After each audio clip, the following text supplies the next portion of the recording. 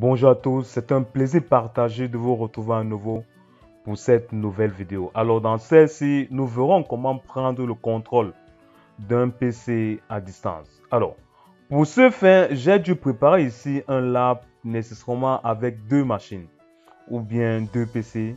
Et si on va effectivement ici, voici à quoi va ressembler mon premier PC avec une appellation en Nest Computer. Et si vous prêtez attention ici, il a plutôt une carte Wi-Fi. Et naturellement, ces cartes Wi-Fi là, son adresse lui est assignée forcément en DHCP. Et si on va effectivement regarder ici mon deuxième PC, vous voyez ici que c'est à partir en fait de ce PC qu'on va prendre le contrôle. Ici, donc, on va faire une configuration sur le premier PC qui va nous permettre de prendre le contrôle en fait de ce premier PC à partir en fait de celui-ci. Et si vous constatez bien à partir de celui-ci, il est plutôt connecté de manière filaire à notre box internet. Donc c'est en fait cette box-ci que vous voyez ici qui va en quelque sorte octroyer ou bien assigner les différentes adresses IP à ces deux différentes machines. Alors, pour ce faire, si on rentre effectivement sur la première machine ici, d'où la configuration en fait va se passer, parce qu'il faudrait que sur celle-ci qu'on puisse autoriser les connexions à distance, donc venant des différents PC qui sont naturellement sur notre réseau. Il est aussi à noter que il faudrait que quand on parle naturellement de connexion ou bien bureau à distance, elle se fait généralement dans un réseau local. Dans un réseau local, il faut bien comprendre que on ne peut retrouver que les adresses qui respectent la norme RFC, c'est-à-dire la norme 1918, c'est-à-dire du type 10.0.0.0/8 ou 172.16.0.0/16 ou 192.168.0.0/16. Donc voilà autant d'adresses IP qu'on peut naturellement retrouver dans un local. Alors, si on va effectivement sur cette première machine-ci et que on décide d'ouvrir une session PowerShell naturellement sur celle-ci, et si on va exécuter forcément dans ce terminal la commande ipconfig, vous constatez ici avec moi au niveau de sa carte Wi-Fi ici qu'il a une adresse en 192.168.148. C'est effectivement cette adresse-là qui lui a assigné forcément en DHCP ou bien de manière automatique par cette box internet là. On va ainsi procéder à la configuration du bureau à distance sur cette machine. Et rien de plus simple pour le faire. Si on va effectivement au niveau de l'explorateur du fichier Windows, effectivement de cette machine-ci, et qu'on décide de faire un clic droit au niveau du menu PC, si on va forcément dans les propriétés du système, vous voyez ici que ça me redirige effectivement sur les paramètres de configuration en fait de cette machine. On va aller effectivement sur les paramètres de configuration de cette machine-ci. On va descendre jusqu'à l'option paramètres des systèmes avancés, forcément sur cette machine-ci. Et du moment où on a cliqué forcément sur cette option-là, il y a forcément un assistant qui va apparaître. On va aller ici au niveau de cet assistant, au niveau de l'onglet utilisation à distance. C'est en fait là où tout va se passer. Donc, nous allons configurer le bureau à distance sur cette interface-ci. On va aller ici en bas au niveau de bureau à distance. On va choisir plutôt l'option autoriser les connexions à distance à cet ordinateur-ci.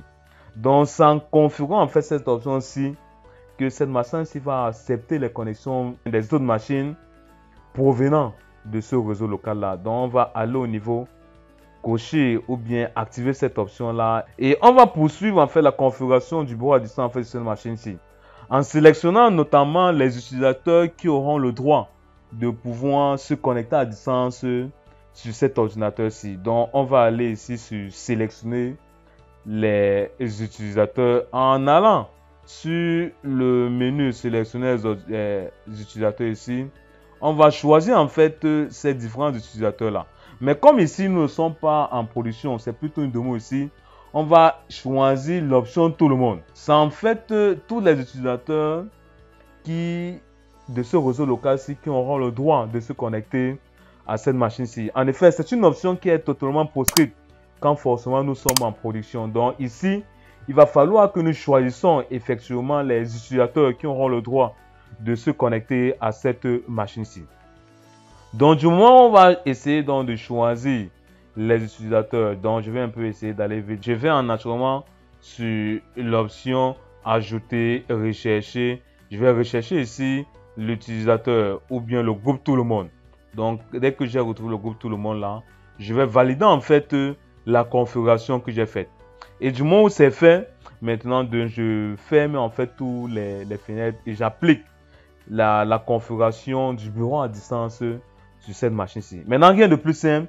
Il nous faudra maintenant aller nous connecter sur la deuxième machine pour pouvoir prendre le contrôle à distance de cette machine-ci. Et rien de plus simple, si on rentre effectivement sur la deuxième machine ici et que on va au niveau de la barre de recherche Windows, on va exécuter ici bureau à distance. Ici, on a l'outil qui va en fait nous permettre de nous connecter à distance sur la machine qui a activé naturellement le bureau à distance.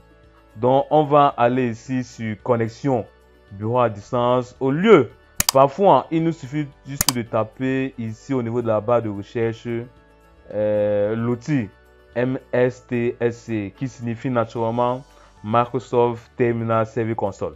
Donc, du moment où on a découvert, nous sommes en fait sur cet outil-là, on va double-cliquer en fait sur celui-ci. Vous voyez en fait qu'il y a un assistant qui apparaît et dans cet assistant-là, il va falloir qu'on renseigne l'adresse IP de la machine distante, la machine qu'on veut naturellement accéder à distance. On va aller taper l'adresse de cette machine distante-là qui est en l'occurrence 192.168.1.148. Et en tapant effectivement sur l'adresse dans cet outil-ci, on va aller forcément sur connecter. En effet, il va nous renvoyer effectivement si nous voulons effectivement accepter le certificat. C'est là, on va aller cliquer là sur accepter parce que nous voulons naturellement nous connecter à cette machine à distance. Du moment où nous sommes, on a cliqué en allant sur connecter ici, il va nécessairement nous rediriger vers la machine distante. Donc, il va en quelque sorte capturer le bureau à distance de cette machine-là. Parce que si on retourne effectivement sur la machine proprement dit, vous voyez en fait ici qu'il est passé en mode veille. Donc, cela prouve évidemment que le bureau à distance a effectivement fonctionné et que nous sommes vraiment connectés en fait de cette machine-ci. Parce que à partir de la deuxième machine, on peut évidemment tout faire comme si nous étions sur la machine présente. Donc, on peut décider de créer naturellement un dossier ou bien un fichier. Donc, voilà à quoi peut naturellement représenter ou bien présenter l'utilisation ou bien la configuration du bureau à distance dans un réseau local. On arrive ainsi au terme de cette vidéo et dans celle-ci, nous avons naturellement vu ce que c'est que le bureau à distance et comment le configurer sur nos divers PC ou bien sur nos différentes machines clients afin que nous puissions naturellement apporter de l'assistance ou bien de l'aide à un utilisateur qui est forcément dans le besoin. Alors, si celle-ci vous a réellement intéressé, n'oubliez donc pas de la liker, de la partager au grand nombre afin que le contenu de cette chaîne soit assez référencé. Et sur ce, on se dit forcément à bientôt pour une nouvelle vidéo.